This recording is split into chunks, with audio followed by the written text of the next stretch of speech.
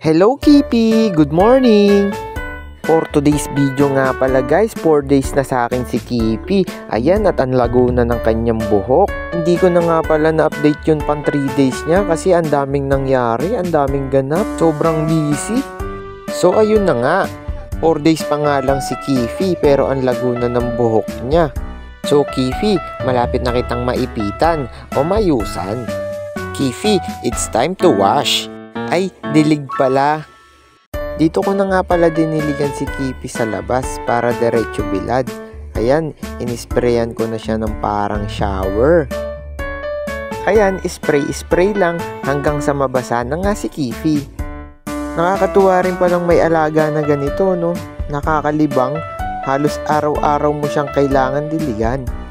At dahil tumubo na nga ang buhok ni Kifi, kaya kailangan mo rin siyang ibilad para mas lalo pang lumago yung buhok ni Kifi. At dahil nga tirik ang araw, pinondohan ko na din ng tubig si Kifi sa tray niya para hindi naman siya matuyot. Ala, malungkot si Kifi, may luha yung mata niya. Ba't malungkot ang Kifi ko?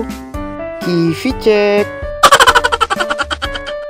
Parang gusto na ng makakasama ni Kifi. Bilan ko kaya siya ng makakasama niya?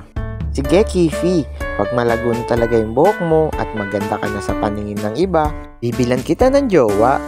Para naman hindi malungkot ang Kifi ko, bibilan kita ng kasama. O siya Kifi, magpaalam ka na sa kanila.